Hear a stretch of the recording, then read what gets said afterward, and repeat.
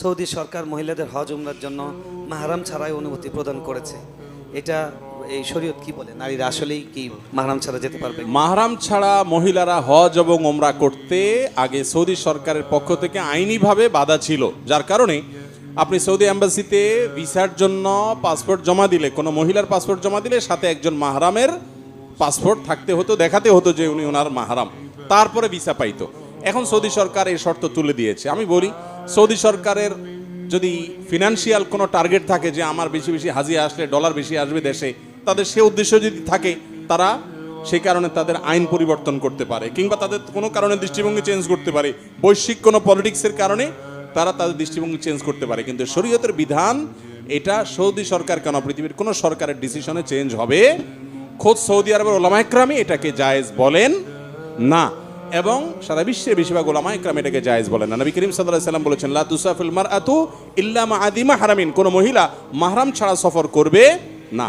এই হাদিস শোনার পর এক সাহাবী বলেন, ইয়া রাসূলুল্লাহ, আমি তো আপনার সঙ্গে জিহাদে যাওয়ার জন্য নাম লেখাইছি। নবী সাল্লাল্লাহু আলাইহি সাল্লাম বলেছেন, তোমার জিহাদে যাওয়া লাগবে না। ও, তিনি বলেছেন নাম লেখাইছি জিহাদের জন্য, এদিকে আমার স্ত্রী হজ করতে গেছে। নবী সাল্লাল্লাহু আলাইহি সাল্লাম বলেছেন, তুমি স্ত্রীর সাথে হজে যাও, তোমার জিহাদে যেতে হবে না। তার মানে কি, মাহরাম ছাড়া মহিলারা সফর করবে না।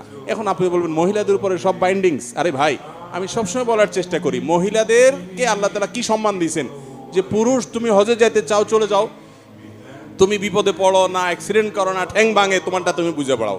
কিন্তু মহিলা হজে যাবে, খবরদার স্বামী ভাই তোমরা কেউ না কেউ সাথে যাও, টেক কেয়ার করো। তার প্রেসিডেন্টের মতো, যে প্রেসিডেন্ট যাচ্ছে তার সাথে গার্ড থাকতে হবে। আচ্ছা, আমাদের মহামান্য প্রেসিডেন্ট যদি বলেন যে আমি কালকে একটু কারওয়ান বাজারে গিয়া মন খুলে একটু তরকারি বাজারে হাঁটবো, একটু এই বন্দি জীবন আর ভালো লাগে না, উনি মাঝে মধ্যে বক্তব্য বলেনও, যদি উনি বলেন যে তোমরা সব গার্ড টার্ড সরে যাও, আমি একটু লোকাল বাসে উঠবো, কতদিন একটু উঠি না, ওনাকে এই অনুমতি দিবে?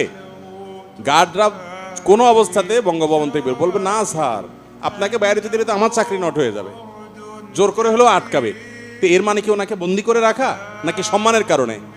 অতএব নারীকে মাহরাম সাথে রাখার যে নির্দেশ, সেই সম্মানের কারণে। এখন অনেকে বলেন আধুনিক যুগ, এই সুবিধা আছে ওই সুবিধা আছে, শরিয়া সকল যুগের জন্য। অতএব এটাই গ্রহণযোগ্য মত যে মহিলারা হজ ওমরা করার জন্য মাহরাম সাথে নিয়ে যাবেন।